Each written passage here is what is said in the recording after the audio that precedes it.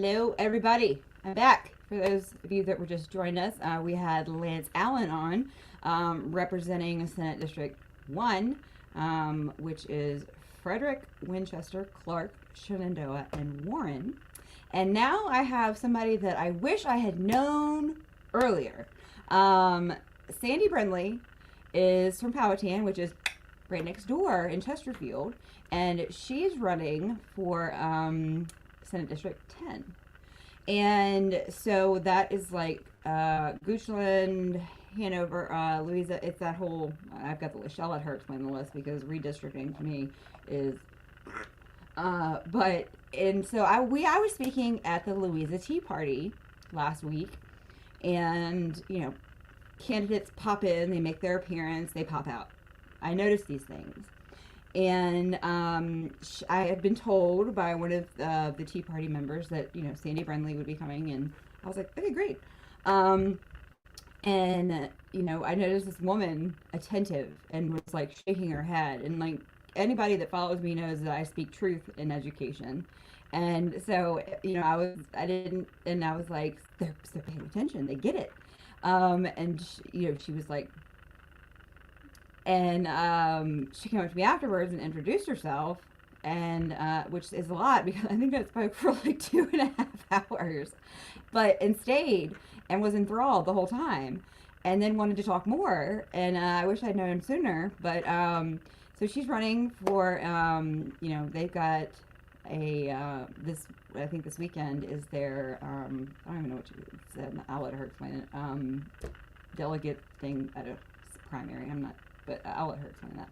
But that's this weekend, and is it, so you guys, I don't know if y'all saw my, what is the establishment video I did last week with Robin Williams that said politicians should wear like NASCAR sponsorship jackets to know who owns them. And is that to be small and not take money and run for these seats, when you take money, it comes with a price. And as a nonprofit that doesn't take money for relevance, we know that fight better than anybody. And so, giving people candidates who will go to Richmond and do what they promise to do, and is talk about things like the real issues in education, not first rail issues, like I'm just going to talk about, CRT.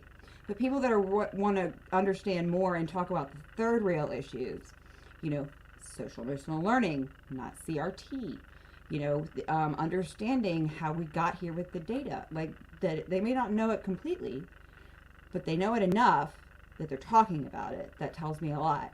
And so even though we are at 0 hour when it comes to their primary coming up, or thing, I don't know, I'm having a brain fart, but I'll let her explain it.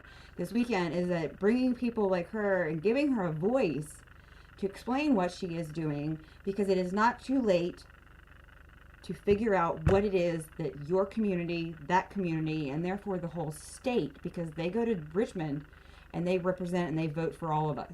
And especially when it comes to our children, bringing education to the forefront. So with that, it's my pleasure to introduce Sandy Brindley. How are you?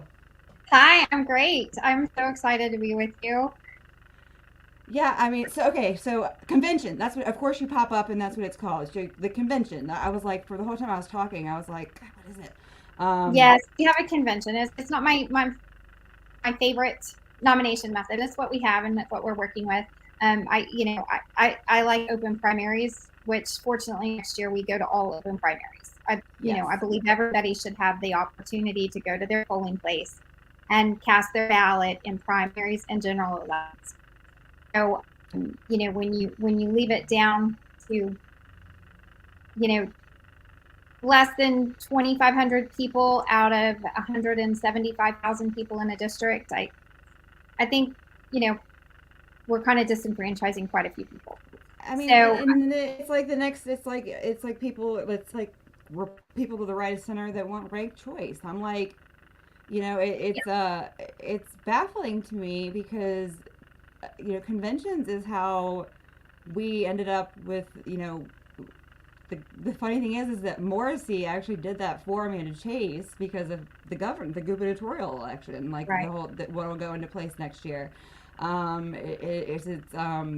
It's definitely, for me, it's a telling, and and I'm glad that it will. Everybody should. You're right. Everybody should have a chance to go. It shouldn't be a selective. You have to have delegates. Like, is that the whole thing? Yeah, It's convoluted to me, but yeah, you have to it is what sign it up. is. Yeah, you have to sign up. For But now, for now. yeah, for now. But it is, and if you don't make it by that deadline, you don't get to vote. So nobody can just show up and vote. But yeah, we have the convention is Saturday. I can't believe it's already here. But it's Saturday. People are supposed to register from 8:30 to 10:30. If you're not in line by 10:30, you will not get to vote. And they are pretty Where strict is about that now? Just so people know. Yeah, they are pretty strict about that. But it's at Buckingham High School, and All right, I'm gonna put that in here. we're very excited about this. Yes, I wish I had known you a long time ago. It is when we came What last time do they week. need to be there by? 10:30. They need to be in line to go through credentials before 10:30, and there will be somebody there that stands at the back of the line. And we're gonna, parking is going to be challenging, so we're just because some of the parking is going to be in fields away from the high school.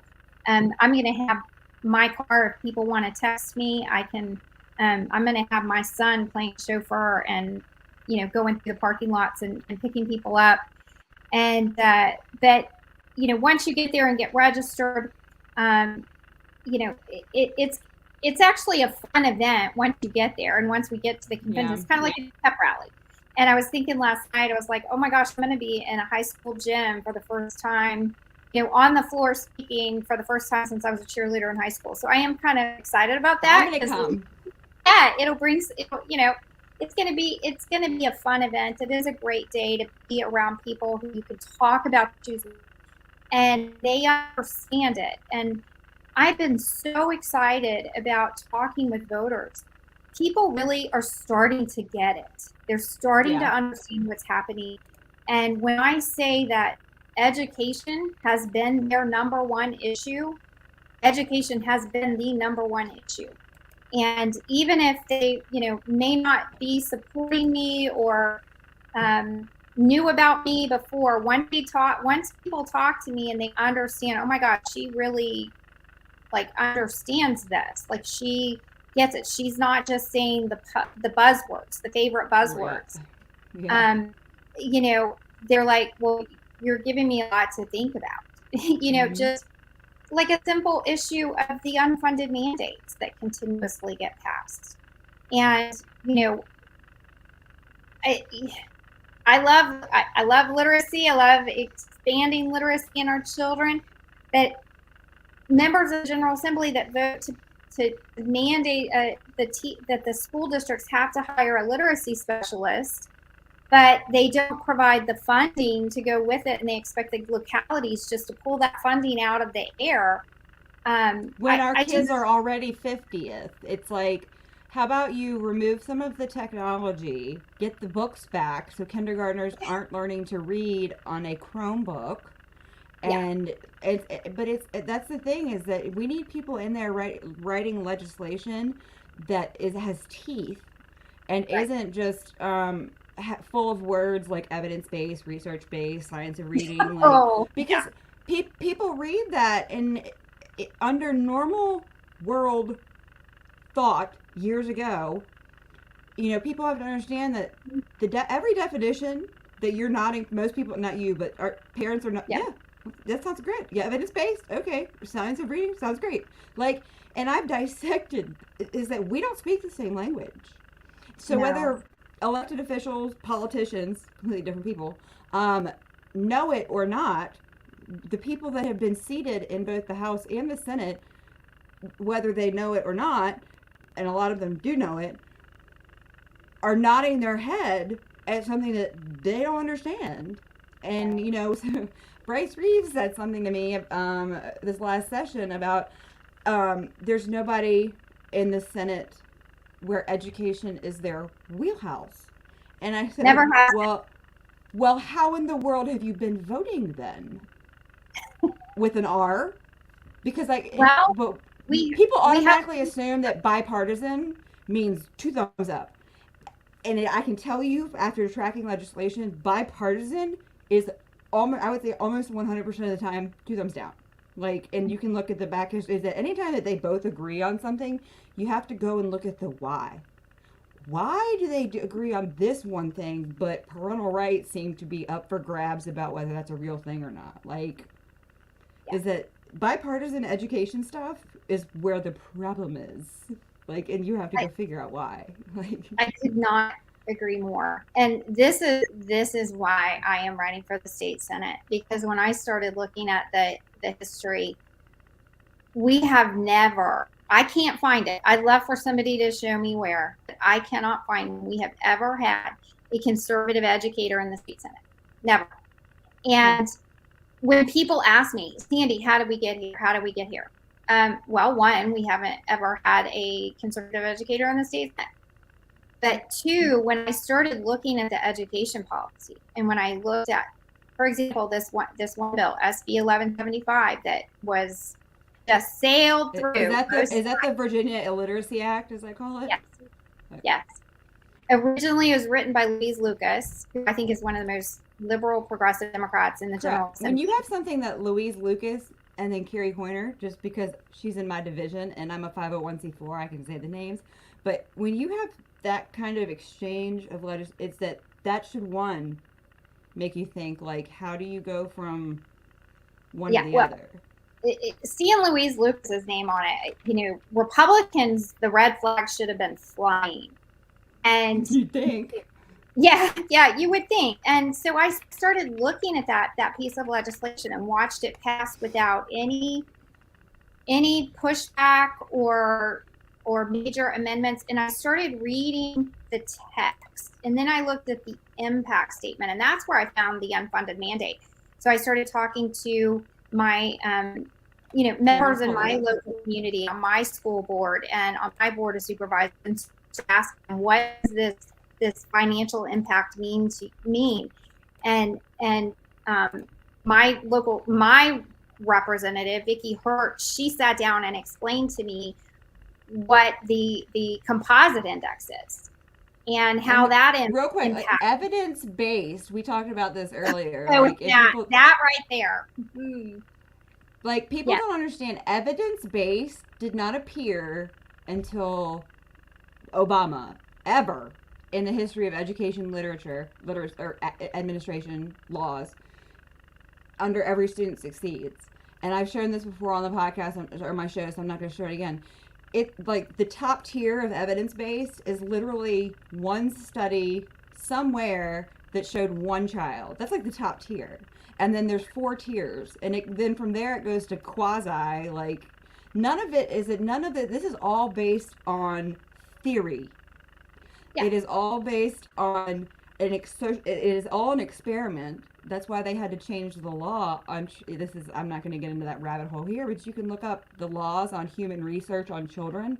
They had to change that years ago to allow education research to be done because of all this. So just evidence-based, I hope that everybody now, that's like the trigger word, that people start to question that at least.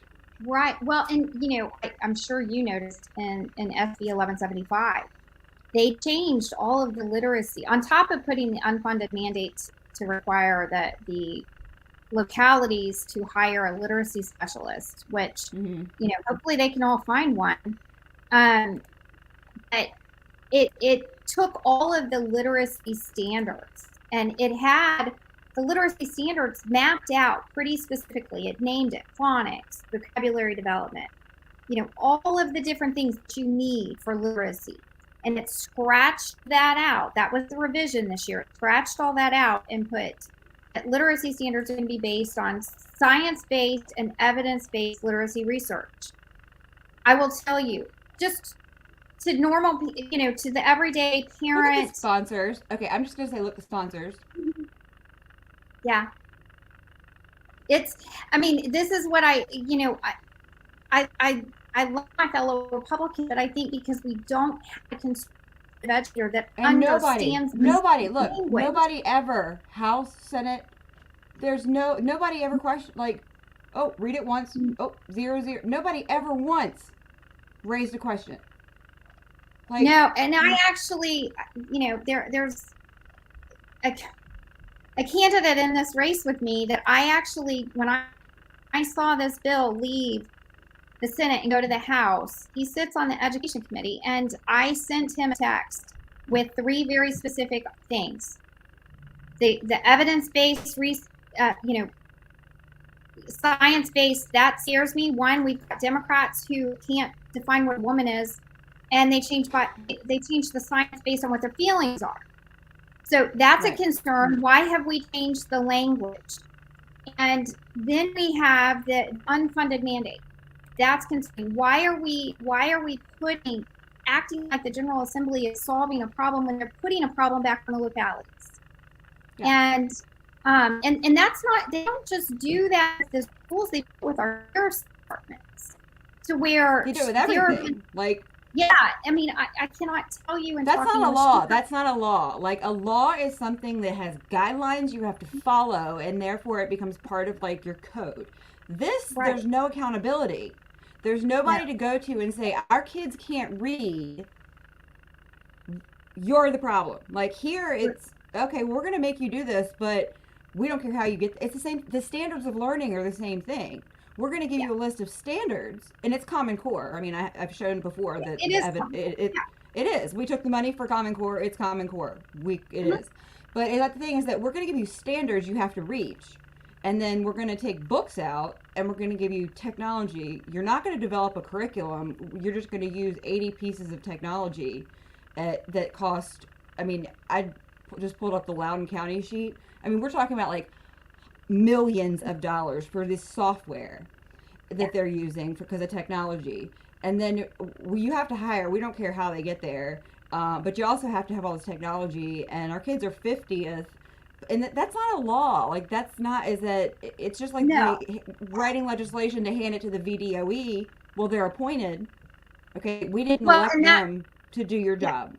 Yeah, and SB 1175 gives the the Virginia Department of Education all authority over standards of learning. And that right there, those were 3 red flags. And I texted this member of the House who's been on the education for years, and I said, please, I haven't heard from him. I've seen him quite a bit. We haven't talked about it. He hasn't brought it up. No amendments were put in. They won't. They'll just keep rolling. Yeah, the Republicans still voted for it. Where are the Republicans? This is my question. I know a lot of these people, and I know they're good people, and I know they have good hearts, and I know they want to do the right thing. But where are they standing up? If we fought Louise Lucas writing the education bills, why aren't we standing up and saying, you know what? We're not going to, you said you're going to be a blue wall. We're going to be the red wall. So until you start negotiating in good faith, we're not, anything that you put in committee is going to stay in committee, just like you're doing to all of our stuff.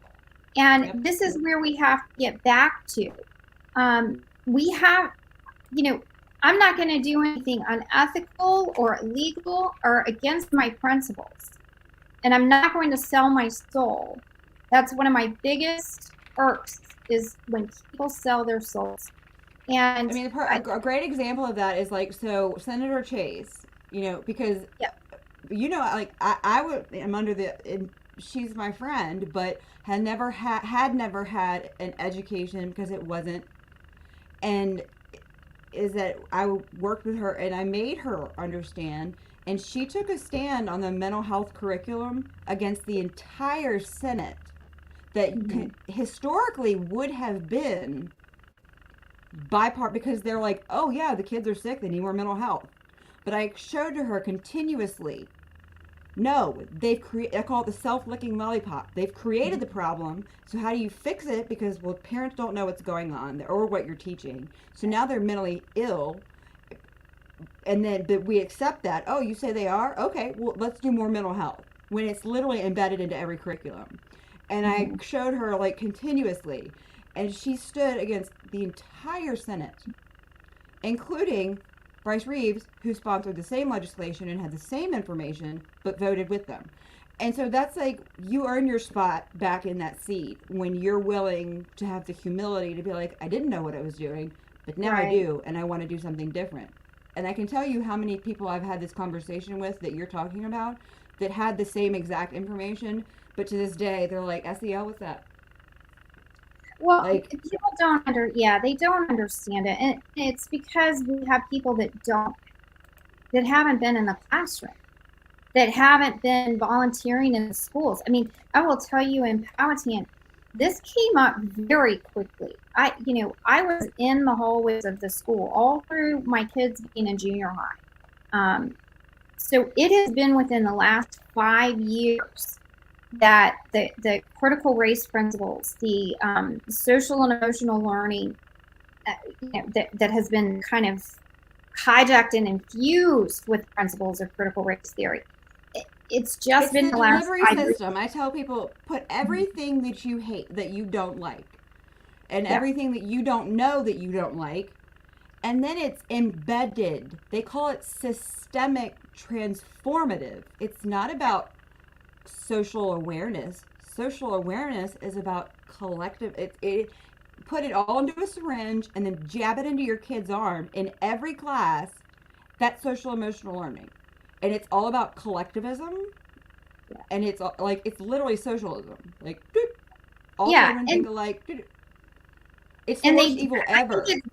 I think it's done kind of in the guise of, well, we're going to do social and emotional learning, like for kindergartens, because they need to know how to handle things if a grandparent dies, whatever. And they use that kind of disguise to get that in there with normal things that we deal with. And we're going to use this social and emotional learning to handle some of these these issues that we know our students are facing. And it's but we're not going to tell parents. We're not going to tell parents. This is where the problem is, that one, good teachers will tell you they've always done that. But it's any time that you put into a law that you have to do something is when the problem comes in. Anytime, it's just like this. Like, anytime that you actually, like, codify something, it becomes a problem. Because good teachers will always, it's people, I mean, conservative teachers today were like, these children need it. And I'm like, all of them need this without their parents knowing. Yeah. Stay in your lane. Like, it, well, and they can't read. Like, and they can't read. Yeah. And there were certain things that I could do as a teacher, but I will tell you, I didn't get a degree in psychiatry or psychology.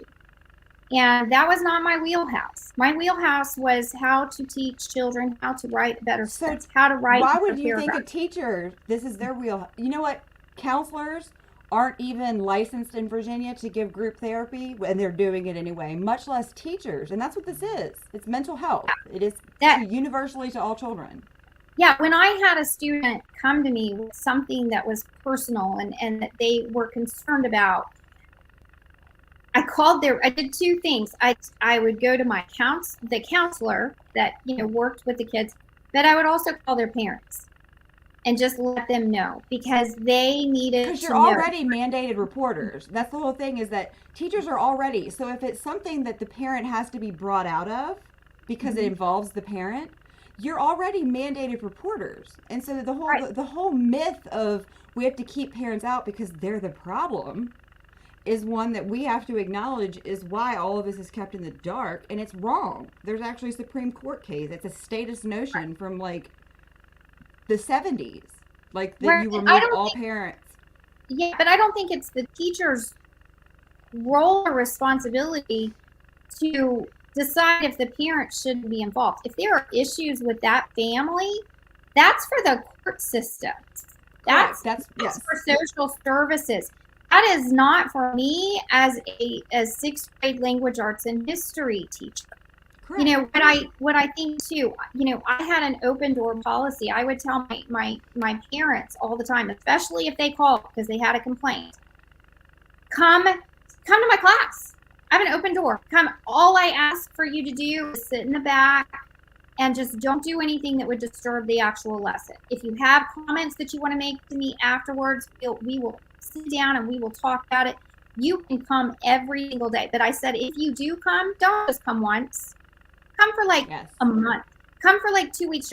Get so comfortable in my classroom and let the kids get so comfortable with you that they're not on their best behavior. They're not sitting there being on their best behavior. When we were in Louisa and they said that your superintendent is telling people that class observation violates FERPA, I was like, that is the craziest thing I have ever heard in my life. Like, okay, both IDEA and Every Student Succeeds encourage parental participation. FERPA is regarding data collection. So unless a parent has a system and is sitting in the back of the classroom inputting individual student data, and I talked to them, I said, you can tell your super to call me because you even have a policy on your board docs that says the application on how to go. So I don't know, like people have gotten so far out there that as to what can I actually come in my building? And I'm like, guys, if you're going to send your kid, and we have that problem here in Chesterfield, parents call me, they say, they won't let me in the building. And I say, well, why are you sending them back tomorrow? Like, if I couldn't get in my kid's building, you'd have, Yeah. And this is what makes me sad is that this is not the I was on Jeff Katz yesterday, and he asked about a lot of this, and I said, what makes me sad about this whole situation is that a lot of the blame goes to the teachers. Now, are there teachers that shouldn't be in the classroom? Absolutely. I encourage everybody to stop the blame game. Yeah. But where this really falls is at the legislative and the administrative level. My husband can tell you, I don't know if we have TJ. I probably shouldn't say the name of the restaurant. There's a certain restaurant that I cannot go to, have not been able to go to, because my husband and I went to dinner one night and we got in an argument, and because I was so angry about what I was being told I had to do in my classroom that had been legislated by the General Assembly in Texas, and because I taught in Austin, Texas, and I was just so angry, and I said, how many of these people have actually taught? How many of them have been in the classroom? How many of them have been responsible for putting together the lesson plan and looking at what curriculum they're told they have, and then realizing that that's not going to serve their kids? So they pull out their handy scope and sequence book that their cooperating teacher like mine gave me, or their rubric. I mean, the rubric lays out the skills that what I needed to do for 6th grade language arts skills from day one to the end of the day. Skills is another one. When you see skills, it's a bad thing. Okay, we're talking about non-competencies. Okay, these are your emotions. That's where the whole skills is not like, it's IQ versus emotional quotient, which is what we're moving towards. Is the word skills, mindsets, and competencies. Everybody needs to understand. We're not talking about cognitive abilities like adding, subtraction. These are non-cognitive. These are your skills are like if you are like how nice or how like whatever, and they skew it. Is that when these are words that you have to pay attention to because it's not academics. Right. Not the academic like in my scope and sequence books. Like right. This is what you need to do for reading comprehension, and these are things that you need to follow. I took that teaching to the test book, threw it out my next year of teaching because my kids were so confused at the end of the year and at the test. And then I taught to the scope and sequence, the schedule of teaching them the actual skills and competencies so that they could learn how to learn. That's where we've got to get back to too. Let's let our English and reading teachers teach English and reading skills and how to improve literacy and reading comprehension and vocabulary and pronunciation of words. Like when I taught, this is where the evidence and science base drives me crazy. So I pulled up the LIS, which is great because if y'all don't know how to read legislation, so once you find it, so it'll pop up like this. I tell people all the time, go to the way it was originally printed, and you hit highlight. And then what you're going to see there is you're going to see the yellow that was added, and then you're going to see what's deleted. And that's where the important stuff is, because if you just read what it was reported as, you have to see the additions and the subtractions. Mm-hmm. So like for this one, and they local school division shall provide reading intervention, and it all of this, and then here shall provide a program of literacy instruction that is aligned with science-based reading. And so shall and may and all this stuff aligned is and what's important. And here's reading specialist in collaboration with the teacher of any student who receives reading intervention. But see, here's where that language right there, science-based. So the science-based and evidence-based research on reading and literacy when I was getting my degree was whole language. I wasn't in my reading and language arts blocks in college. I wasn't taught how to teach phonics. I had to learn how to do that myself. And I realized throwing phonics out the window was not good, and they kind of finally figured that out. But that's what scares me about changing language to be science-based and reading-based. Again, we've got a political party that cannot define what a woman is and changes the science when it doesn't fit their narrative. So we have people in political offices that can stand up on their high horse and fight gun rights like they're preaching in a church, or even abortion, or not even abortion, because that's even negotiable once you get into office, what you run on versus what you could fight on. But you don't have a single politician in the General Assembly that will get up with fervor and fury to fight for the parents of this state. And this is where I get really emotional, because parents don't even know what their rights are anymore, because we've been for so long. And so you can get up and get all and post it on YouTube about gun rights, but education, parental rights, because here's where it comes in. The 14th Amendment due process was violated to hundreds of thousands, if not all, the parents with this transgender model policy where they removed our parental rights. And so it's not up to the governor, it's not up for the Senate, that is EO number one, you return it. It's not left to the divisions.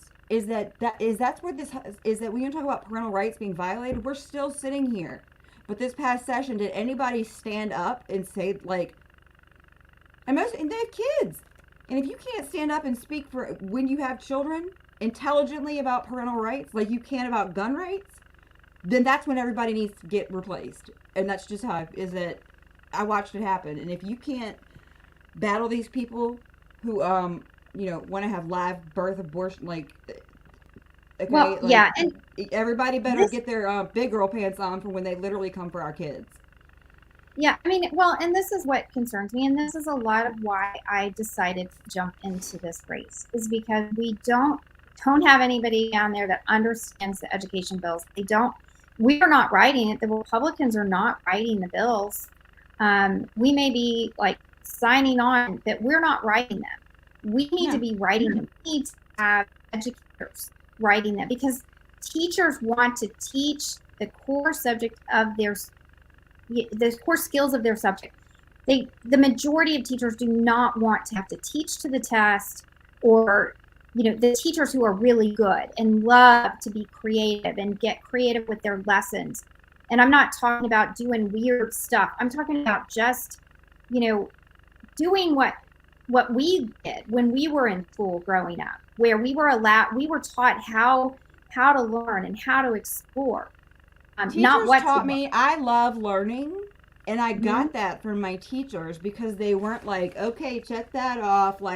If we got into a class debate and then we start, not a debate, but a discussion about something that's the whole thing, is that the whole purpose, and this is the critical turn in education, is somewhere between us growing up and now. They literally, I've read a million manuals about transforming education, and this was the book bipartisan, and it had to be done because of the fourth industrial revolution, but that's a whole different show I've done 100 times. Sometimes but transforming, it sounds good, but maybe it's not what needed to happen. transforming anything, like especially education, without people knowing, when you have like it was the unions, so it was these conservative think tanks plus the AFT plus the NEA. So when you talk about those getting in together, plus like all of these, like you've got like Pearson, Houghton Mifflin, anytime that you have like big money with conservative think tanks and teachers unions in together, there's a problem. Yeah. Yeah, well, like and that fascism plus socialism plus I mean it's a problem because it is none a of us knew problem. it would happen. Right. It is a problem. And this is where, again, one reason why when I started looking at this bill, when we got every member of the General Assembly voting to give the Virginia Department of Education all authority, that should send red flags up at the very least to all the Republicans. And again, I think it's just because we don't have a conservative educator that understands the language and how that language in that bill is going to impact the classroom, the student, the teacher. The teachers want to teach. They want to teach their core subject. We've got to stop forcing them and mandating them to teach all of these things that are not in their wheelhouse. So they have to figure out how to be an expert in that when they're not, and they really don't have a desire. All they want to do is be an English teacher or a math teacher or a science teacher. And, it's time that Republicans, just stand up and say no more. Because here, Anne, I think, when you were talking last week, about 5 minutes in, I turned to my campaign manager and I said, can I just give her a standing ovation right now? Because she gets it. She's gone further down the rabbit hole than I have. And I've been studying, critical race theory for over 3-4 years now. But you know what I realized? I realized that I battled this back in the early 2000s when I was as an advisor for my sorority. And our girls, I was working with all the different member or advisors for the different chapters at the University of Texas. And we had, our girls were being mandated to go to these diversity sessions. And What year was they this? were coming out crying because they See, I graduated from Virginia. I was in a sorority in Virginia Tech, and you think about Texas and Virginia are the two that have been what? They didn't have Common Core. They haven't had this the whole time. Well, I work with Alice Linehan in Texas, and they knew years ago what we didn't. And I'm like, okay, so here, DEI and making teachers do it, making anybody do it. It's what Maoist China called struggle sessions. What happens? I have the Chesterfield equity binder. If you don't pass it, if you don't conform to what they want you to answer it as, you have to retake it, and then if you don't pass it again, you don't teach until it's a struggle session to get them to conform, and then a punishment if you don't conform. And like, this is nothing but mind control, whether it's the children, the teachers, or anybody, but forcing anybody to do DEI, and like we have to talk about what that is that it's total, whether it's re-education in adults, conform or else, or it's the education indoctrination when it comes to our kids. Like, and I pulled up the Louisa page, and you guys have restorative practices. They have, you guys, but you're across many divisions, but they have restorative practices in children. And this is where they're not guidance counselors, they're school counselors. Is they're spending 70% of their time doing these restorative practices on children. That's where the no discipline, but we're going to sit them down in front of their victim and their victimizer. They're 9. You've been bullied to death by this child, but you're going to sit in front of them and you're going to work it out. Like, and your parents don't know, but it's the same thing. These are Maoist, what socialist struggle sessions is to conform, get along for the well-being of others. And it is absolutely, but I mean, I will say that making teachers do culturally responsive teaching, which is nothing but CRT with a different name, making them do it. And if you pull up the teacher assessment, like what they get assessed on every year, there's a whole equity section, and their level of effectiveness when it comes to how they teach is like literally what these teachers are being assessed on. I could, yeah. Well, this is where I had back in Texas when our girls were having to go to these mandated sessions that the Greek life advisor was making them go to. Well, one, she was breaking the contract that she had with us because she was our employee. We paid, the sororities paid her salary, but she was considered an employee of the university. But our organization forbids Greek life advisors to use the members of our organizations for their master's thesis or doctorate thesis. And so we were able to stop it because she was violating the contract that she had with us as her employer. And we got her removed. Now I'm sure they put her somewhere else at the university, but we got her removed and we got a new advisor. And I made sure too, because I found out that we paid the salary. So I was like, and they went to find a new. So when are the interviews? When do I get to show up for the interview? Because I'm the employer. And they said, well, that's not how this works. I said, we pay the salary. So we are going to be a part of this process. You don't. So what I hear is the government disconnect here is you work for us, okay? Yeah. You don't work for the GOP. You work for the people who elected you. And that's what, right. So what I'm hearing is exactly what you said. And you used, instead of the law, you had a contract. And no, this is not in our contract.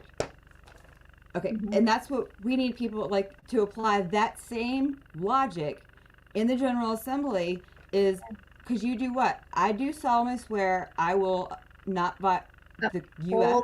Constitution. Yes, both the state and the United States Constitution. So anything that, if you don't know those documents, I don't know how many elected officials, politicians I talk to who have no idea what the Code of Virginia says. None. None.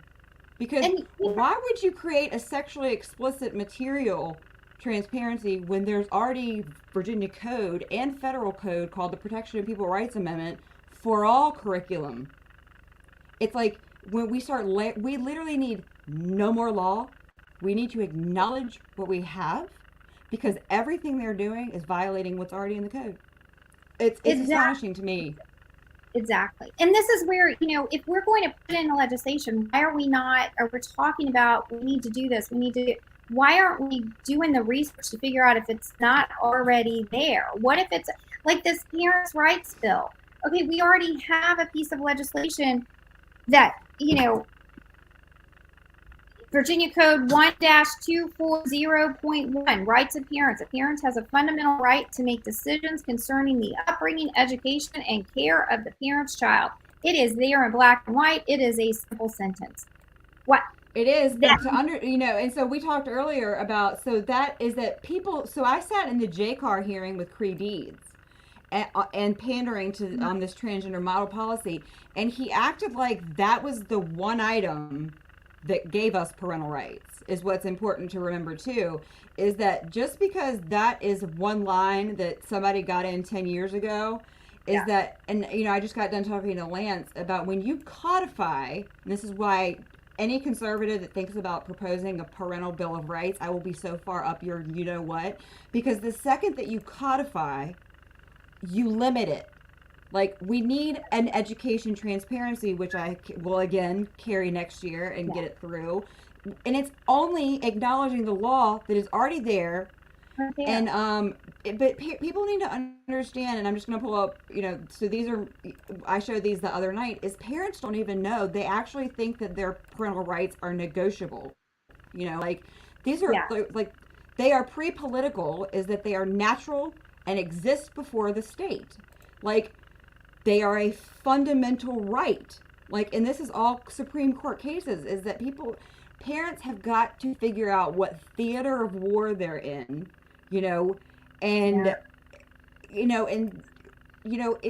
if you don't know, like, the cases, due process right here, is that, I mean, and that's it, is that you can't fight what you don't understand. And we've gotten so, but this is my favorite, like, especially when it comes to the transgender model policy, the statist notion that governmental power should supersede parental authority in all cases. Okay, this is where we have to not notify any parents because one parent might abuse their child. Okay, in all cases, because some parents abuse and neglect children is repugnant to American tradition. Parent v. JR, 1979, is like is that it's right there. It's literally spelled out for you. You want to remove my rights because one parent might, if they. But, and that's where it's called the Bill of Rights, not the Bill of Feelings. I don't care how you feel. Your feelings do not supersede my rights. Like, right. Well, that's where too, we have to stop allowing our rights to be infringed upon because of somebody else that isn't a law-abiding citizen, or because somebody else might commit an offense. Correct. I shouldn't lose my rights as a parent, my Second Amendment rights, or my other liberties. You can't. And that's the thing. Like, so if they came and illegally took conservative guns, do you know what would happen? But they came and took conservative parental rights, and parents sit here waiting for the government to come save them. Yeah. Meanwhile, you're sending your kids, your daughters, into co-ed bathrooms. You're sent into mayhem. And I mean, this is a concern for me. I mean, I have 4 kids, 1 daughter, and I also have somebody that is very, very close to me. I've known her since she played basketball and took her team to the Final Four. I was there with her. I was with her when she had her baby, her beautiful girl. And that beautiful girl that I got to be one of the first faces she saw, she is going to be one of the top basketball recruits in the nation in 2 years. She's already got. And she's going to be playing with biological males. Yeah, she already has many D1 scholarships. She started getting D1 scholarship offers the moment she was eligible for freshman year, and because she's better than her mother was, which is quite impressive because her mother was amazing to watch on the basketball court. And that if this trajectory, if this transgender issue keeps on the trajectory that it's on, my fear for this beautiful girl that I go every summer for the last few summers, I've gone with her and her mother to the camps that she's been invited to. And we have a vacation together every year. And this year is Italy. I don't know if I'm going to be able to go, but I'm hoping that I'm going to be able to make it. But if she is denied that D1 scholarship because she has been on that basketball court, because her mother was the youngest head basketball coach at a high school in San Antonio, and she's this beautiful girl has been on the basketball court since she was born. It is in her blood, in her soul. She loves it, and she is so wise. She's this beautiful girl. She has goals and dreams of what she already knows what she wants to do, and she'll get there too. But if she is denied this scholarship because of this issue, hold me back. You're not going to have to hold her mom back. You're going to have to hold me back, because she deserves every offer she gets. She deserves to play in college and get whatever sponsorships she gets, get whatever, now that they've opened it up to where the players can make money while they're in college. Where the only thing that I could do with her mom was take her to dinner, because I didn't want to put her scholarship in jeopardy, because my husband was an alum of the school. And so we couldn't, we looked at the rules, because we did not want to do anything to jeopardize somebody coming in and saying that we were giving her a ton of stuff that would have taken her scholarship away. But if she, if this beautiful girl is denied that, and denied her dream, seriously, you're gonna have to hold me back.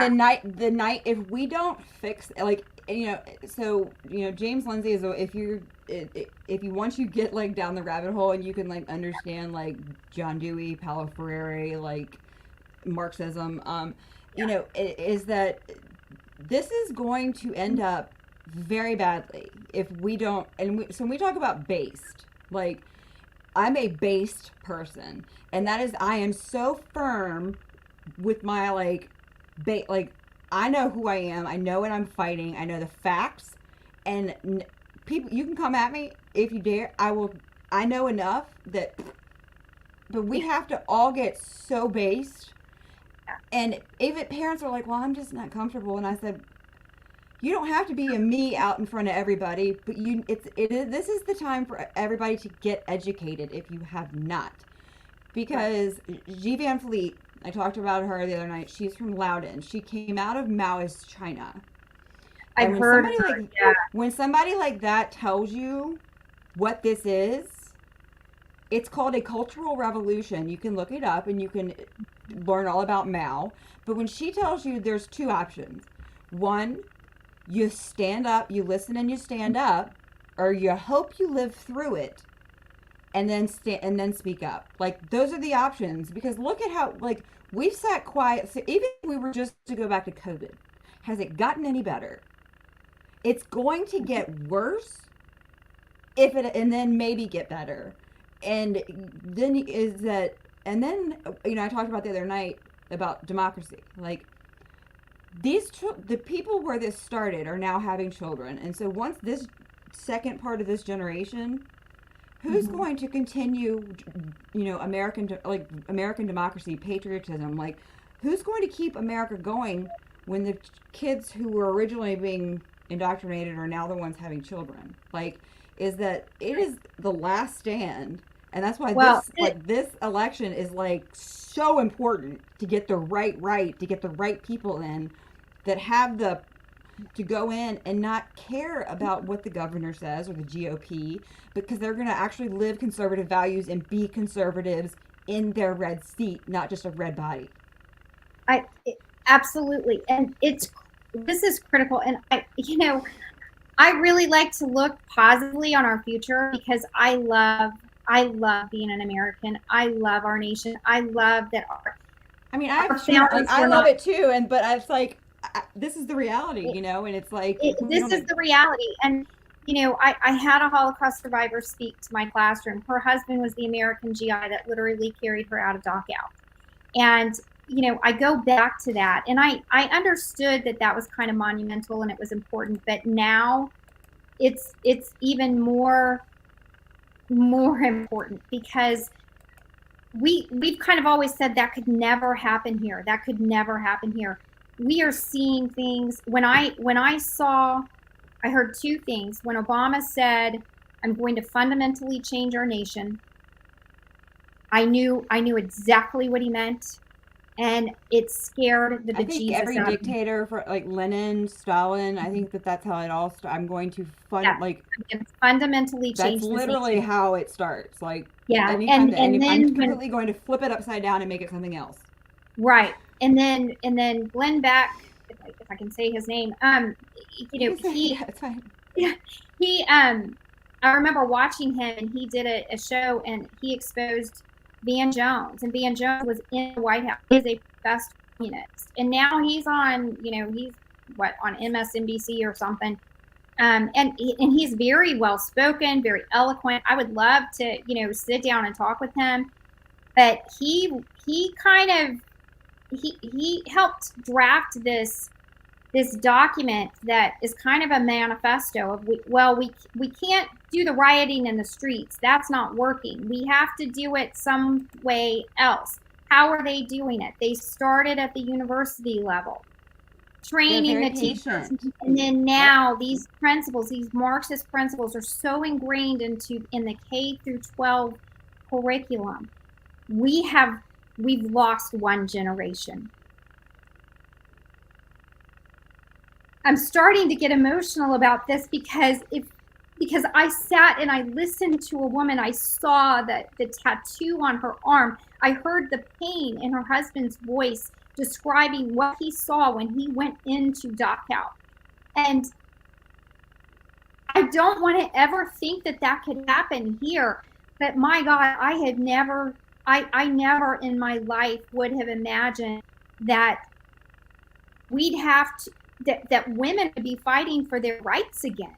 After we've only had the right to vote for a little over 100 years. And now we are having to fight to be women again. Yes. After the battles that we've fought.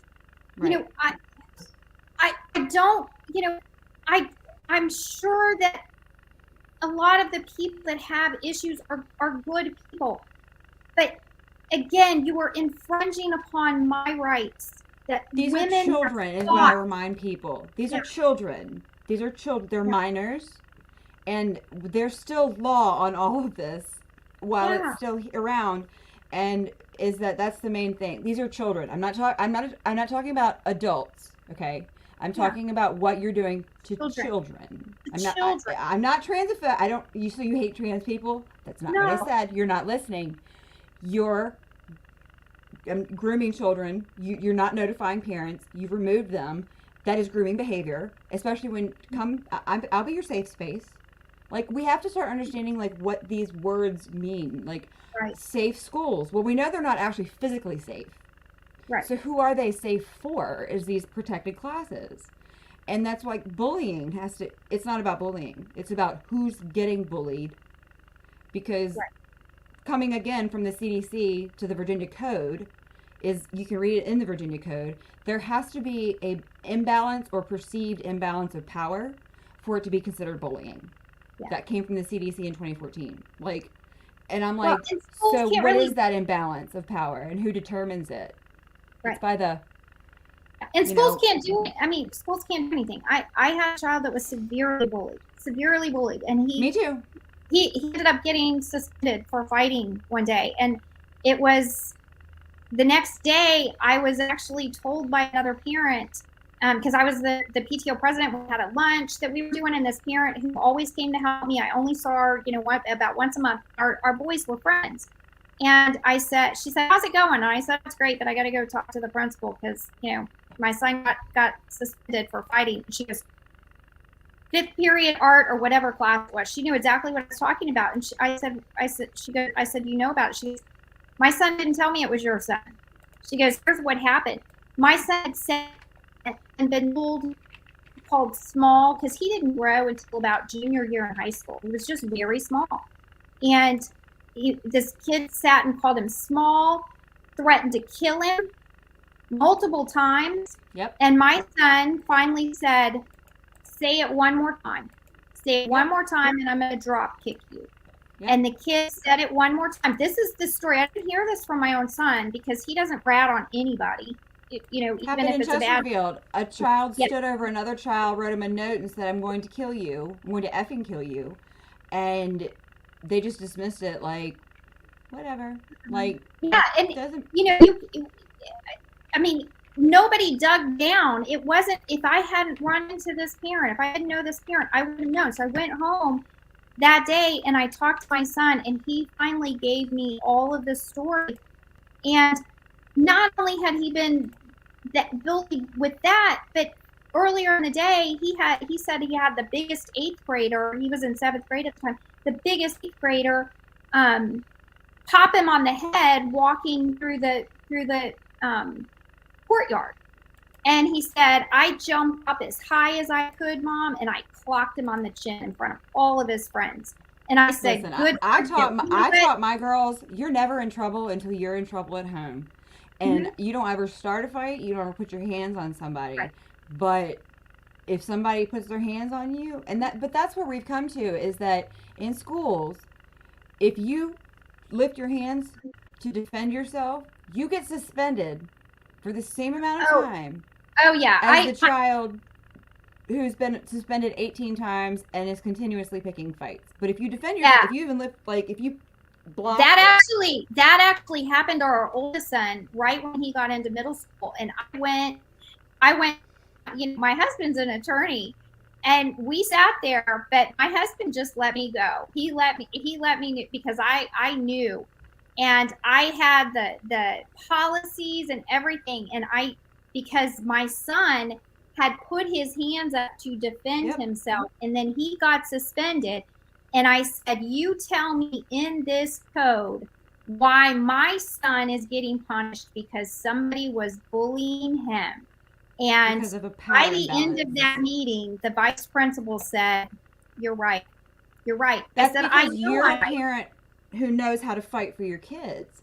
Yeah. That's the same thing with my child. Like, so in Chesterfield County, they told me last year that I couldn't access my child's curriculum. I couldn't opt her out of anything.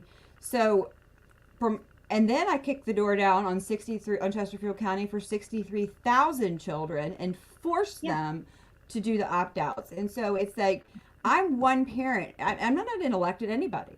But when you know the law and you know the rights and you know how to fight it and put it, and that's what we need, and I'm not saying that we need people who understand education law, education policy, and will shove it in their face, because no matter what you want to say you feel children should do, or no matter what you want to say that you feel parents should or should not, it's not up to you.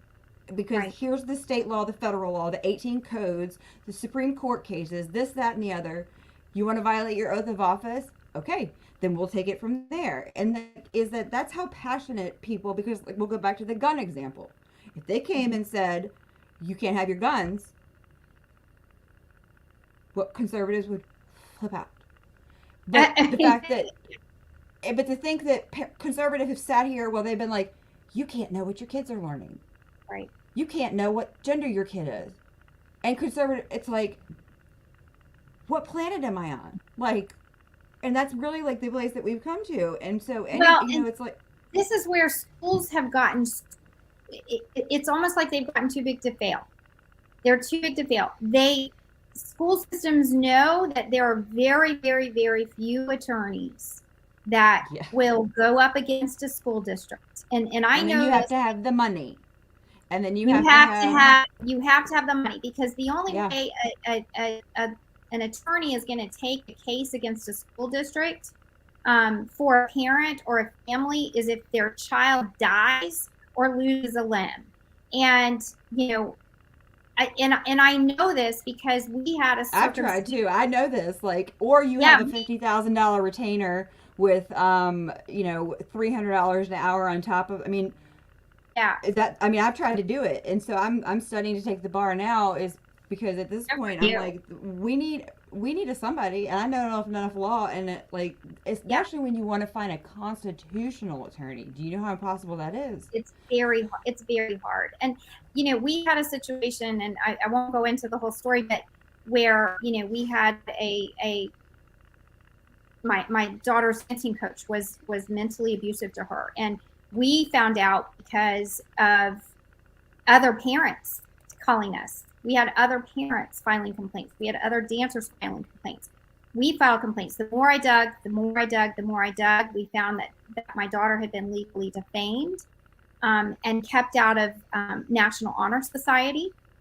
I finally got to the superintendent, and when the superintendent handed me the document that proved without a shadow of a doubt that my daughter had been legally defamed and kept from National Honor Society.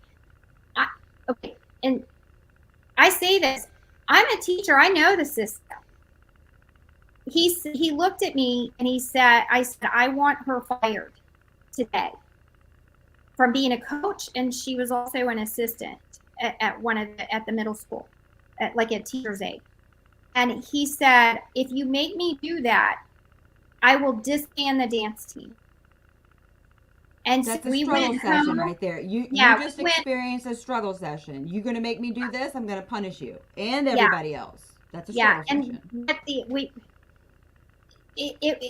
And we knew, for my daughter's sake, she was like, Mom, please don't make him fire her, because then everybody will blame me.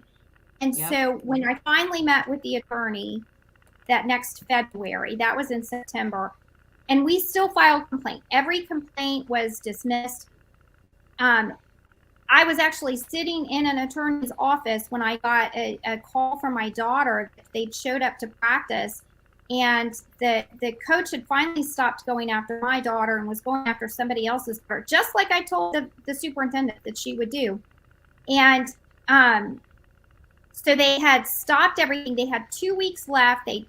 The girls raised all their money. They had 2 weeks left. All they had to do was their last competition and their senior banquet, or their end of the year banquet. And again, the girls raised all the money during the summer doing camps. The girls did it all, not the adults, not the school. And they were denied to go to finish out the year, even though they had a teacher say that she would finish sponsoring them. They were denied funds so they could hold a banquet, and because they ended up firing the coach because other girls went and complained. That woman is still a secretary in the school. Oh, I'm still. sure. I'm surprised that she wasn't shuffled over. That's what they do, is that here they'll shuffle them over to hand. Yeah, she has interaction with children every day. Yep. It is very concerning to me. And then, you know, the other part of it, when I met with the attorney, he said, you have a 3-pronged case. He goes, yeah, it's defamation, but he goes, your biggest case is a First Amendment violation. They did everything they could do to intimidate you and your daughter into silence. And this is systemic.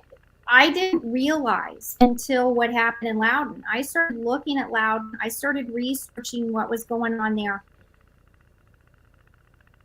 The superintendent, the principal, the athletic director that I first spoke with when all of this started, they should have immediately, by law, by Virginia code, by law, they should have immediately reported suspicion of abuse by a faculty member to the local court. They're all criminals because they facilitated a rape by allowing this first rape to get covered up, and they're all guilty by law of facilitating a rape because they covered the first one up. But I can tell you this, is that Chesterfield County has had a middle school boy raped in a bathroom by other boys with a broomstick, a 9th grader raped in a bathroom.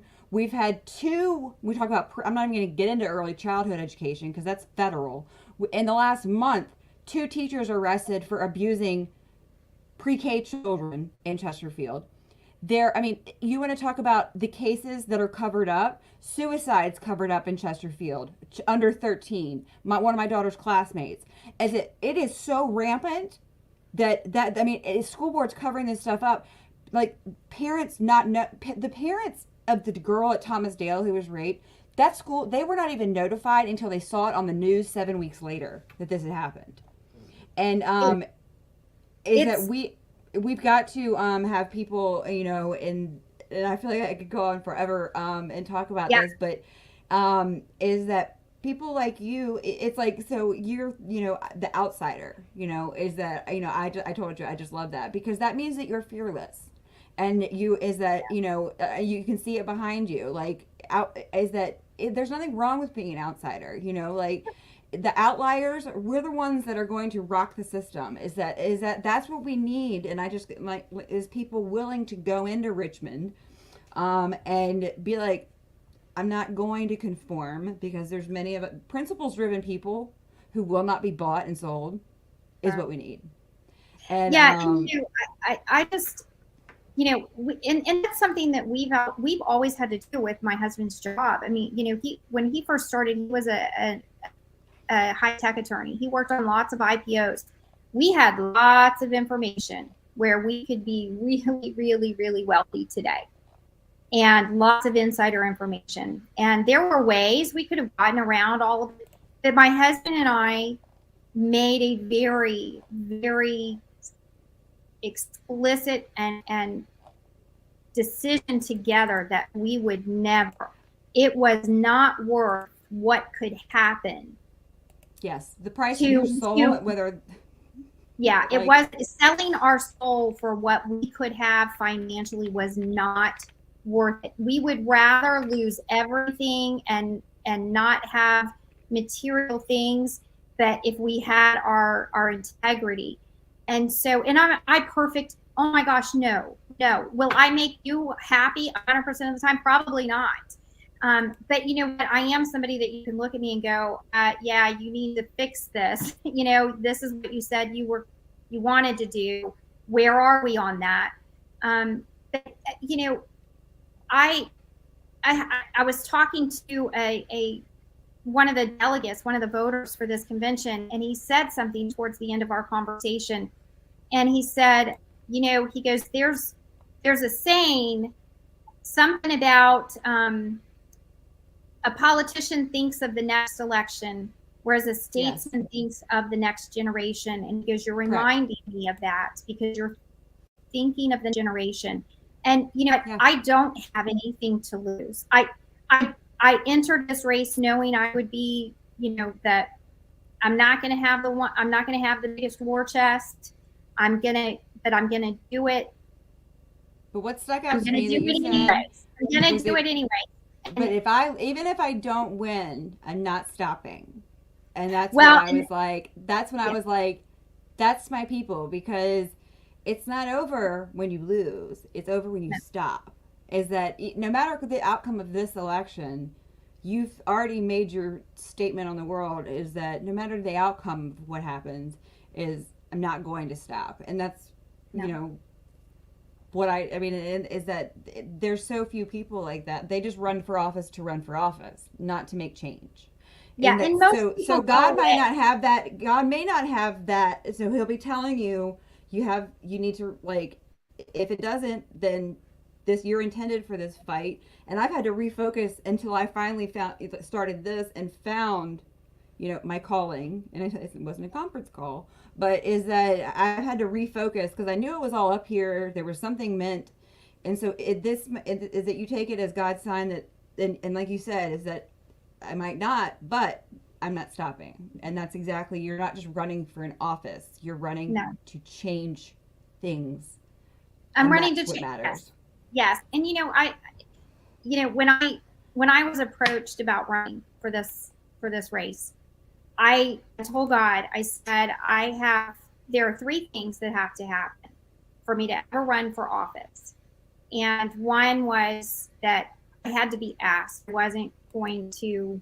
Yeah, I wasn't going to. I was asked, and I said, "Are you going to remove me across?" Because the person they want me to run against, the person allowed to walk. I was at wrong side of Chesterfield. Are you going to move me? If you're not, no, because I would rather be doing what I'm doing now. Right. I mean, you know, let me own a flower shop.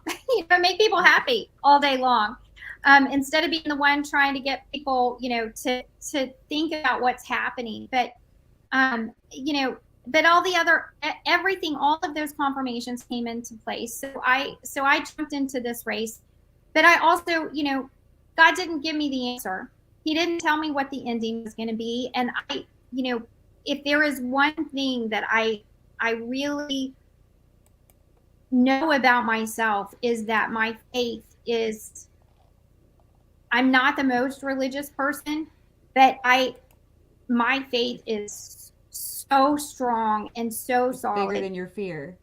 And it is bigger than my fear. God, I know, and believe me, I have every reason. If you heard my story over the last 5 years alone, you know, with my daughter's situation, with some other things, you probably wonder why I still, you know, praise Jesus. But He is, without Him, I am nothing. But I know He's asked me to do this for whatever reason it's, and He, you know, I know that God has shared with me that I have a platform, and I've always kind of thought, oh yeah, right, you know, that's for the Beyoncés of the world. But it's really funny because when I've tried to get out of politics or out of doing things like this, the doors slam in my face. Yeah. And when I do this, the more that I go, and the more people like you that I meet, those doors just start opening. So I know that this is where I'm supposed to be.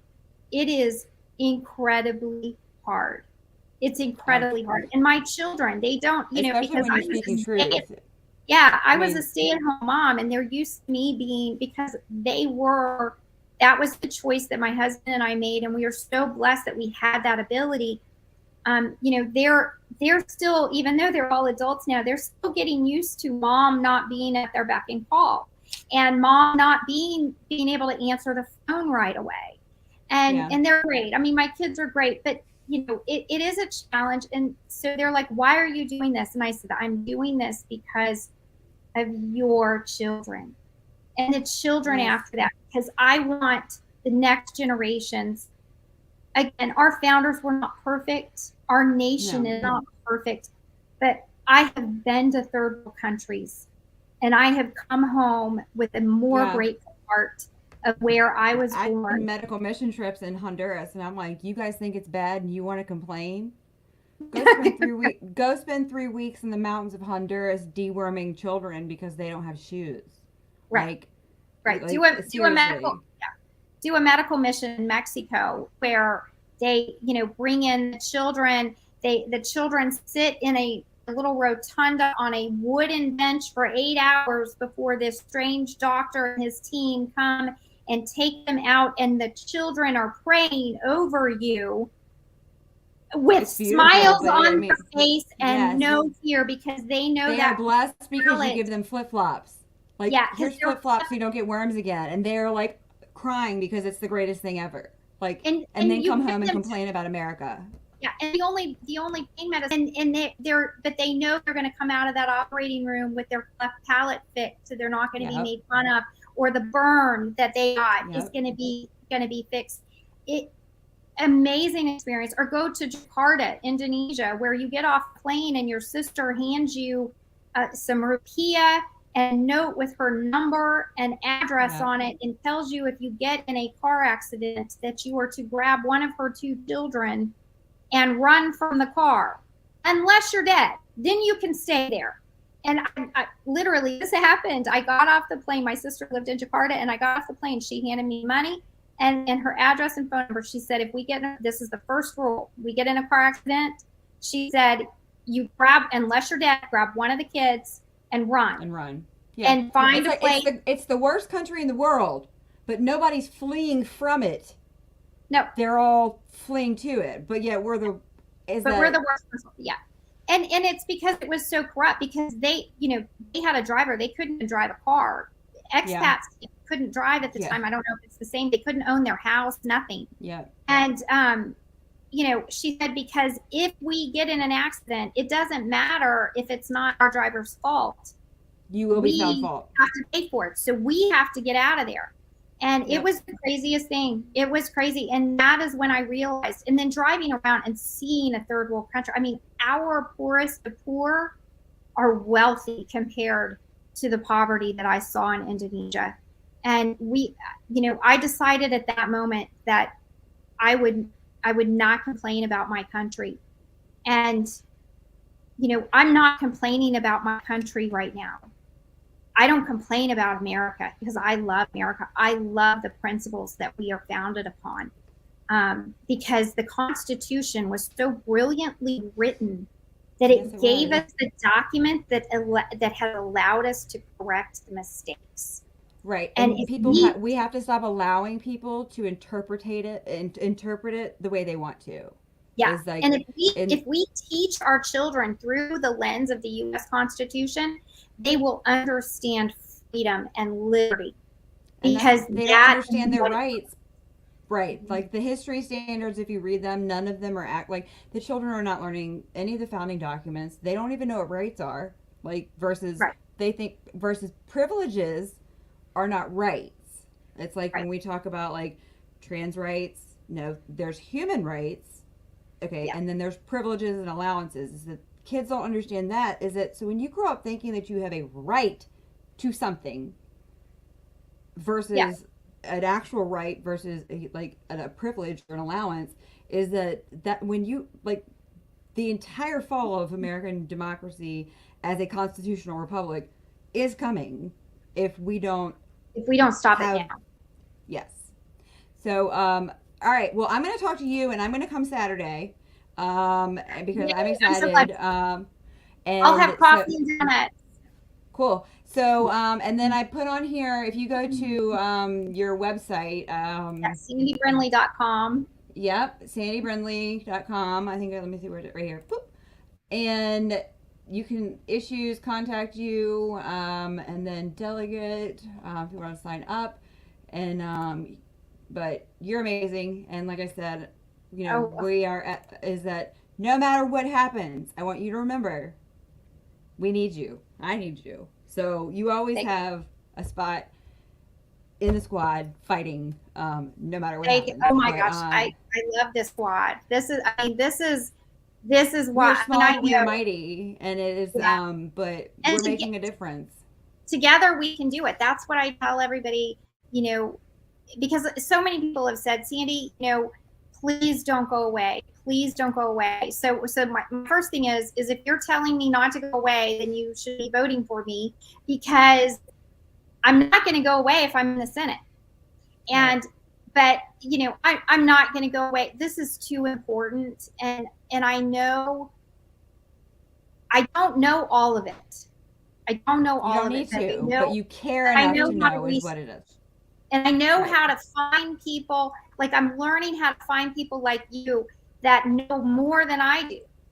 I will never, ever be the smartest person in the room. I know that.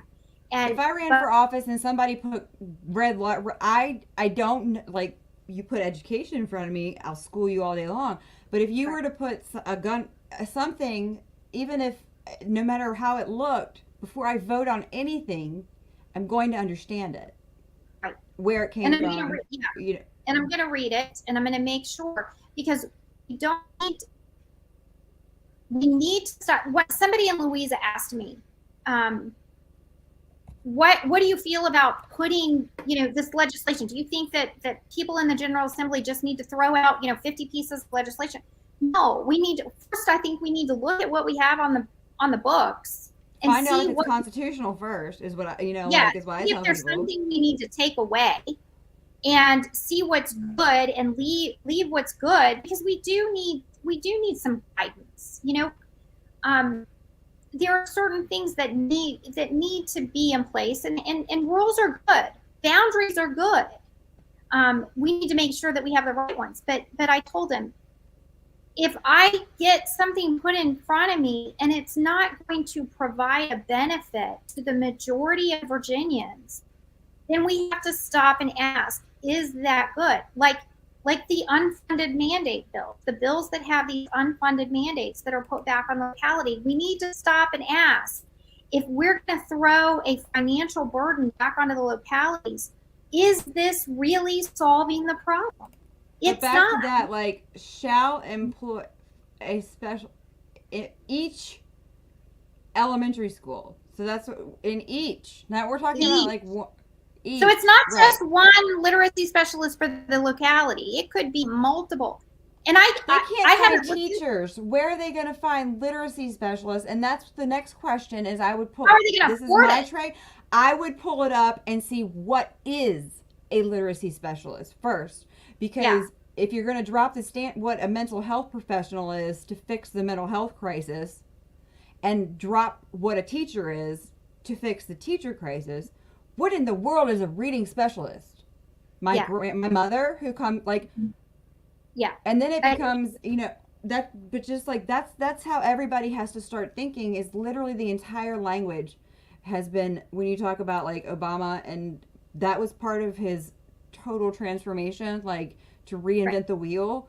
There's nothing that majority, like 99.9% of logical people that think, they're just going, and it's not it's not because because common sense has gone out the window. And so to think I need to question every definition of everything is not. I just question right now. I just thought of this, but if we're having to force the localities to hire a literacy specialist, why are we not doing a better job making sure that our elementary reading and language arts teachers are do you know what would fix that? The easy fix is to get rid of the standards of learning, because Oh I've my, showed it 100 times, is that when we developed the standards of learning and went from grade level competency to yeah. college and career readiness in 2009, is when there were 16 states below basic in 2009. What did we do? We stopped grade level competency, went to college and career readiness, and in 2019 we were the only state below basic and 50th in Mm-hmm. fourth grade literacy and eighth grade math. So if you are going to use evidence, research based, whatever you want, it's actual empirical data that we have enough of that this doesn't work. So you know what the solution is? Stop it. Stop. Unless you have a special interest in continuing to propel this lie, that is actual what research and data looks like. Yeah. Is that we've been doing this long enough. This doesn't work. They're not getting any It's not smarter. working. We need to stop this. You know what we need to fundamentally change is we need to fundamentally change our school system back to what it was when I was going to school, what it was when my parents were going to school, where we actually learned how to write. Like my mother's handwriting is beautiful. They don't care. They will literally tell you. My daughter's left-handed. They will literally tell you they're going to use keyboards the rest of their life. I'm not lying. Like Yeah. it's not just And a you know what? it's not just a stop cursive problem. It's they don't care about penmanship. Why? And Because they're yeah, going to use keyboards the rest of their lives. yeah, and this is where, this putting all the kids in the box that we have technology and putting all the kids in the box and saying, well, they're all gonna know technology. I have a son who is so intelligent. He gets concept the first time he hears it in a classroom. Yeah. And but he does not like the computer. I can't, like, I research. I'm a researcher. You can ask my husband what my house looks like. I'll show you. It all has to go on. I can't, in college, my senior year was the first online class. I'm like this. Like, how do you compute? I'm one of those people, like, literally everything, 100 pages of manuals. Like, I have to print. This is everything you sent me, it's all printed out. That means you care because you're going to read it. You're going to go back and read it. And, like, and that's what I do. So my house is covered in stacks of papers, and then if I get to it, I'll put it in binders. Yeah. But it's like I have to read and highlight, and so I can't imagine. Can you imagine a 5-year-old? I have a 5-year-old, and she's in kindergarten, finished kindergarten, which made me cry. But who brings home like books, like little paper stapled books, like with like, and I can't imagine sitting at home at night. My little one is so overjoyed that she can read, Yeah. and having to read on a computer screen, like, right. And it's not every heart-wrenching child to me. can do, not, when I remember I took in my math block when I was getting my degree, my teacher, she set the tables around in a U shape.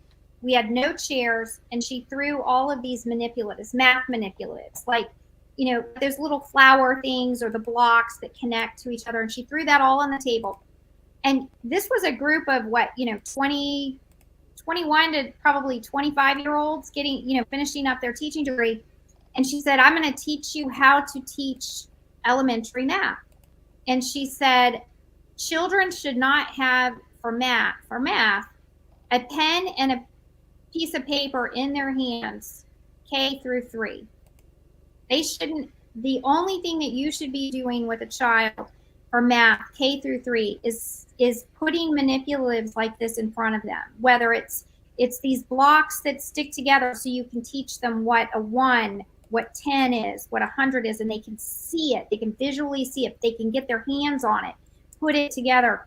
If it's money, if you're teaching them currency, you get money out of the piggy bank and you put it in front of them. Right. And it was almost like you could see the light bulbs going off on all of over our heads, like literally see these light bulbs. I understood because I got lost in math at about fourth grade. And I was never able to catch up. And I did okay, but I was not your A student in math. And it was amazing. I understood math. I understood what 2 + 2 really meant for the first time ever. So there are lots of things that we need to do. We need to go back to the basics and teach. Like my son came home one time in elementary school. He's like, "Mommy, I don't understand this math." And I looked at it. It was called jailbreak. I don't know if you've heard of it or You don't seen understand it because it's probably new math, like fuzzy math, like it. It was round up. ridiculous. It Yeah, was that's ridiculous. Common Core, and the It reason was, that it's done yeah, like it was that definitely, yeah. is to create critical thinkers Mm-hmm. for the fourth industrial revolution. That's why it doesn't make any sense, is because they've transformed it, and the intent of education is no longer to give them the foundation to be everything that they can be. It's to make them a cog in the fourth industrial revolution. I have a manual called Teaching in the Fourth Industrial. It's literally a robot. It's a robot arm with an apple in it. And if that's not frightening enough, it's called Teaching in the Fourth Industrial Revolution. Yeah. And that's what they want. I mean, like I tried to understand it, and I couldn't. I said, you know what? I can't even figure this out. With the instructions, and if they show work, it's bad if they show work, because showing work means you're not using your critical thinking. Yeah, I threw it out and I said, okay. I said, here's what we're gonna do. I'm gonna teach you old school, and I taught him old school. And he came home the next day, and I said, I need to call the teacher. I will. I think I did call the teacher, or emailed her, and I told her what I did. And I said, I don't care. He is going to use this old method. And he came home the next day, and he was in the best mood. I said, did you have a good day? He goes, Mommy, I was the first kid to finish math in my class today. Because my daughter he finally understood. I'm an algebra, and I love math. And she brought home, like I sit and I look through her pre-algebra, like because I had to pull them. She has, and I'm looking through like, she's like, you're such a nerd. And I'm like, but to be able to flip through a book, like, and like look at, like, it was just like, this is how it should be. Like, like, I didn't need anybody, but it's like, this is what it should be. You should have books that you can flip. Oh, and like my daughter, she likes the real books. She likes them in her hand. She likes to feel. In college, I had to get brand new ones, which my mother hated, because I could not have somebody else's highlighting. Like, I had to. Oh, yeah, I did. Yeah, I was had to But get. That's something that these kids are missing, and it's extremely important, because where do you learn to love literature from if it's not books? It's not a computer screen. Where do you learn to love? How are we going to have astrophysicists or, engineers if that's what people need to start thinking, is how are we going to have mathematicians who've never been taught arithmetic? Because you can't love algebra, much less calculus, if you've only been taught new math. Yeah. And those are the things that people need to start thinking about, is to what end? Because if we're not going to teach them arithmetic to then love algebra, to then love calculus and physics and all that stuff, it's all these new skills and like new math, it's critical thinking, is then you have to start thinking about, to what end is the purpose? And if you go look for it, you'll find it. Our kids are going to be competing for button pusher jobs, is really the dystopian part of it. Like, I'm not going to go any further down the rabbit hole. I know. Yeah. And this is, I mean, I know I can talk about this all day. I love talking with you about this, and just hearing everything that you've kind of uncovered, because it's confirming things that I have thought or researched myself, and it feels like you are going down a rabbit hole. And there have been so many times where I thought, am I a conspiracy theorist? No, here's like, what I say. I want to wake up and be wrong. Like, there are days I'm like, I would love, I said, I find no joy in what I tell people. I'm begging. Like, I would love to wake up and be wrong. Mm-hmm. And it's like, but because I'm exposing it and you refuse to see it, doesn't make it not real. Right. It means that now is, we'll just close with, now is the time to stand. And, is that it's not too late, and is that there are important decisions around, whether it's Chesterfield, the Spotsylvania Orange area, Fredericksburg, Spotsylvania, Fauquier, like, there are very big primaries and conventions going on this weekend, and it is like 0 hour, and I will be available, you will be available, that whoever you thought, because this applies to a lot of divisions that I've been working with, about doing something different is it's not too late. And if there's any question in your mind, is that there's people that will reach out that will talk to you about it. And it's not about who's good and who's bad. It's No. about a record, and it's about, well, you have a decision. Is that you have somebody talking about one thing that is a problem and one person who's ignoring it, or is that it's not too late for everybody to start actually thinking critically as adults about what direction we want this election to go in, because this Senate election is so vitally important for the future It's of our why children. it is, and this is kind of my closing argument. As we get to Saturday, is I hear what people are telling me. They want things to be different. They are starting to see people. There are a lot of people out there that are starting to understand the severity of the situation, that if we do not stop what is happening in our schools, we will lose the second generation. Once Yes. we lose this generation, we will not continue to have the constitutional republic that we all hold dear. Correct. And I believe that people are understanding that. But this is what I tell them. I know that they may be coming to Buckingham for this convention process, thinking that they signed up with another candidate, because that's Right. kind of how this convention process works. Yeah. That nobody But that casts. doesn't mean you're locked in. You're not locked in. It doesn't mean you still do not cast your vote until May 6th. It is still a secret ballot. And this is not a popularity contest No. right now. It is not a political affiliation. It is not a how much you like somebody. It is not a they're my friend. Because, like I said, Senator Chase is my friend, but until she took a stand on it, this is not about friendship. This is not. Right. This is about look at your children and say, what do you want? Yeah. And so, I tell people, so I've been clean 15 years. I'm a recovering addict. And one of the first things I learned is that if you want if you want something you've never had, you have to do something you've never done. And that resonates. And why are we going to continue to wait for people? Not only that, but in some circumstances, promote them. Because we have a school board member running for delegate here in Chesterfield who trans and masked our kids, and he's running in a Republican seat. Why are we going to promote that person?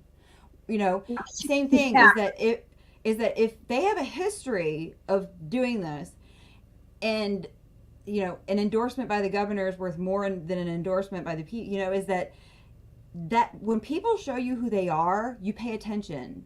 They've just told you. They've shown you, and they've told you. And then I you have remember not. that. Yeah, just so you'll know, I haven't asked for a single endorsement. My endorsement Nobody should have. You shouldn't have. My endorsement is the voters and the people who are going to elect me, because those are the people who I have to answer to. And endorsements may be great.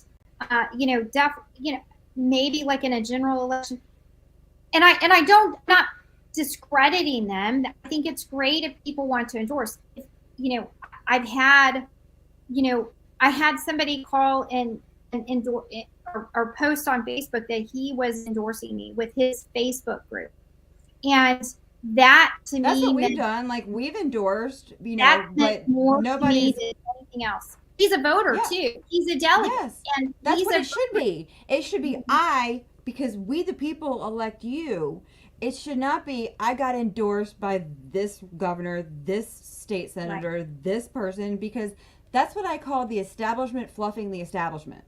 Yeah. Is that then why is that more important than what matters to me? Like, if you pull up Lance Allen's page, he's got so-and-so private or like so-and-so not a funded special interest group, like a small parent group, or is that's like we the people, which is how it's supposed to be.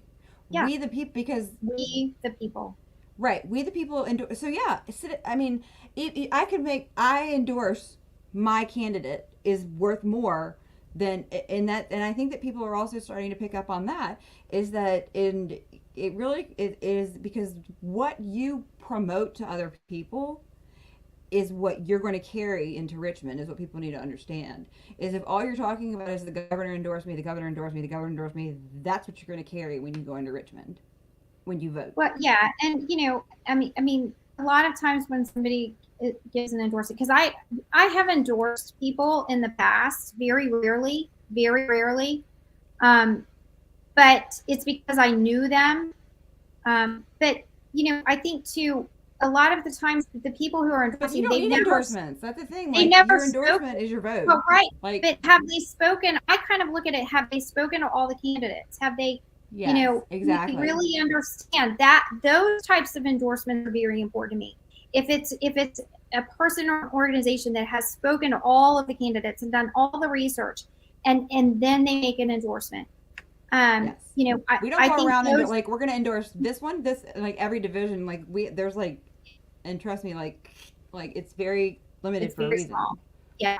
Like, and so, I don't want to discount endorsements, but for me in this race, I told my team, I am not going to make phone calls and ask for endorsements. I want the endorsements. No.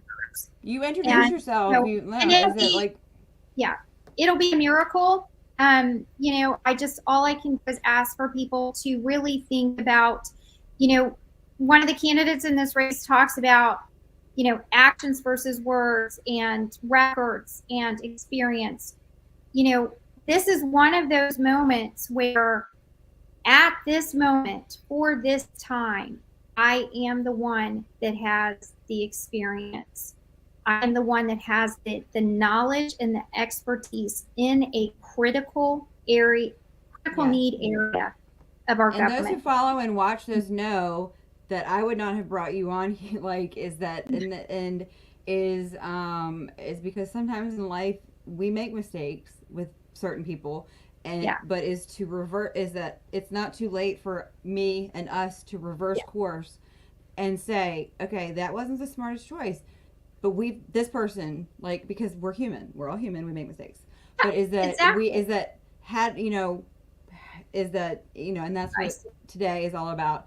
And so, guys, if anybody, please reach out to Sandy. And she's one of those people that I can bet you that when she's in her Senate seat, if you contact her about an issue, she's going to contact you back, which is another problem.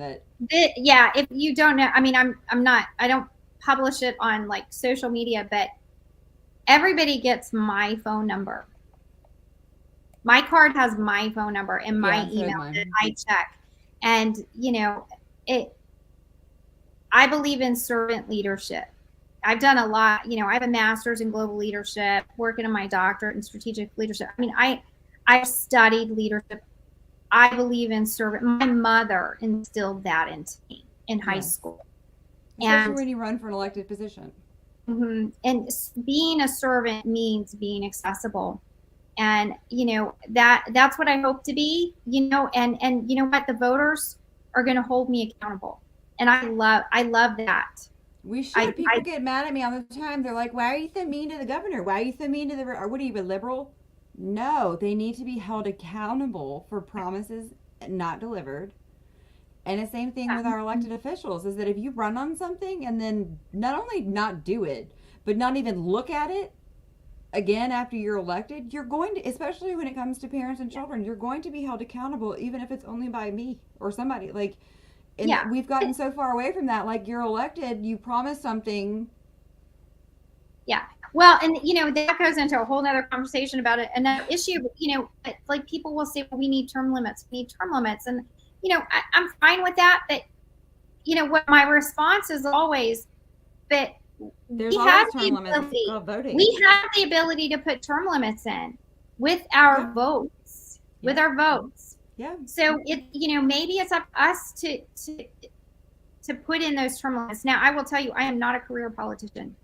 I do not. Lance said the same thing. Is that he said, just because if you're in it for that means that you go in even in, and maybe you stay longer because you're actually every day consistently trying to fulfill your promise. Right. Then that becomes. But if you're no longer fulfilling your promise and you're just continuously running because maybe you ran for something else that didn't work out, career politicians, if you're continuously doing great then you keep earning your seat. Fine. And yeah. if you want to but you don't just keep running and then get mad when somebody challenges you as the incumbent when you haven't fulfilled anything you promised. Is Right. that's the thing about career politicians, is that they are career politicians. Politician. You And know, I like actually, yeah, and human I think beings over political, like over a suit, is like where we should all be. Is that we are all flawed humans. None of us are perfect. The right. perfect politician frightens me far more than a controversial woman in the House or the Senate because she doesn't conform. Like, I promise you that, and that's just a Right. dressed up trash can is still a dressed up trash can. It's still a trash can, is kind of what I say. And But like, don't get me wrong. I mean, I believe in in representing a united front. This is where, you know, Republicans do need to get to a we place do. we stand united on the issues that matter, and we don't stray when Second But Amendment. there's neo is that there's so many, that's a whole different show. But is Yeah, that the what we that's why I just say right of center. You're either a conservative. I can't even say the word anymore because it has so many, like, you're either a conservative or you're right of center. Like, is that the R word, like, I can't even like get it out because it yeah, has no meaning to me anymore. And not racist, but the other, like, yeah. republic, like that. You're either a conservative or you're somewhere to the right of center. Is like, and that's where we've been. And But wherever. Yeah, so yeah, so if you need anything between now and Saturday, guys, if you want to reach out to Sandy, like I said, and spread the word, share this. There is a candidate who wants to tackle education because Mike Allers he's running up. yeah, He's actually running against Reeves. He is an educator, and so yeah. it's like if we can get it'll only take like 3 or 4 seats in the Senate It to will. And you know what? completely flip. I would love, because what I've said, I want to be the first conservative educator. I would love to be one of a few first You conservative and Mike, I educators. mean, if y'all could get those, it's like I haven't met Mike we yet, so could I save would, these kids. He's amazing, and if when y'all take this weekend, yeah, then we will really squat up, and yeah, we will bring the forces of what the new way for the Conservative Party in Richmond in the General Assembly is going to look like, and it's going to be amazing. So yeah. prayers up, everybody. If you need any So, information on Sandy, she's available. I'm yep, go to available, Mike. and I will see you on Saturday. Can't wait to see you in person All right. again. Okay. Bye. All right. Thanks Bye. for having me.